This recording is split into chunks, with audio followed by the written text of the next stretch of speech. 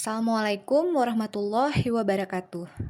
Salam sejahtera untuk semua. Pada kesempatan ini, saya akan berbagi sedikit tentang Learning Journal selama mengikuti materi di Agenda 1 Latsar CPNS tahun 2025 ini.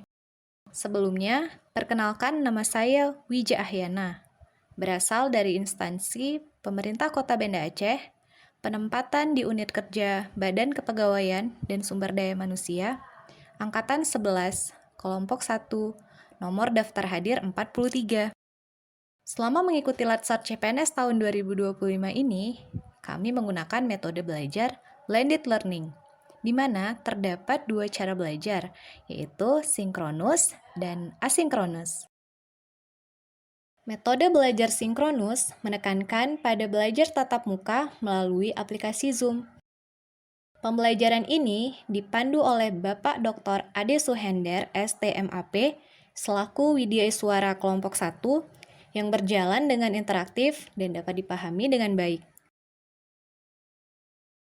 Sedangkan metode belajar asinkronus adalah metode belajar mandiri melalui modul, video, dan forum diskusi. Metode ini memfokuskan pada tugas-tugas, baik tugas individu maupun tugas kelompok. Modul pertama tentang wawasan kebangsaan, yang merupakan cara pandang seseorang dalam rangka mengelola kehidupan, berbangsa dan bernegara. Kenapa wawasan kebangsaan ini penting bagi ASN? Agar ASN tidak hanya mahir secara teknis, tapi juga memiliki orientasi kebangsaan dalam menjaga persatuan dan memberikan pelayanan publik. Nah, di dalam berwawasan kebangsaan, terdapat nilai-nilai bela negara yang harus dimiliki agar potensi ancaman yang membahayakan kelangsungan bangsa dan negara tidak menjadi ancaman. 5 nilai bela negara ini antara lain. Yang pertama, cinta tanah air.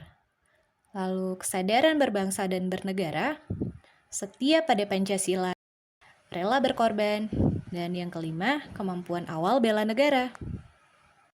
Selanjutnya, kita masuk ke modul kedua terkait analisis isu kontemporer.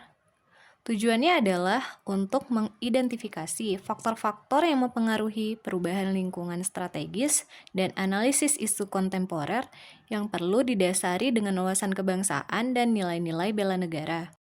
Beberapa isu strategis yang masih relevan dan menjadi ancaman nyata saat ini antara lain korupsi, narkoba, terorisme, proxy war, money laundry, dan mass communication seperti cybercrime dan hoax.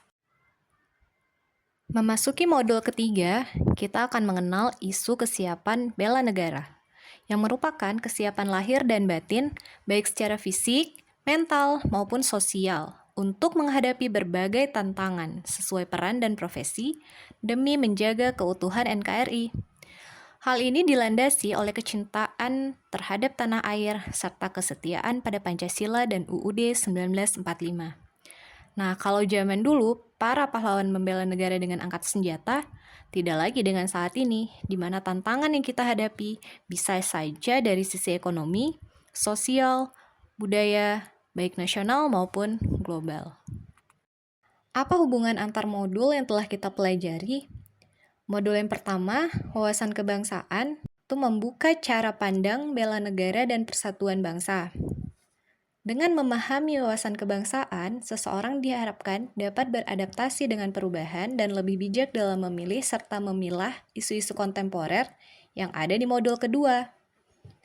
Selanjutnya, implementasi dari modul wawasan kebangsaan dan isu kontemporer itu dituangkan dalam modul ketiga, yaitu kesiapan bela negara.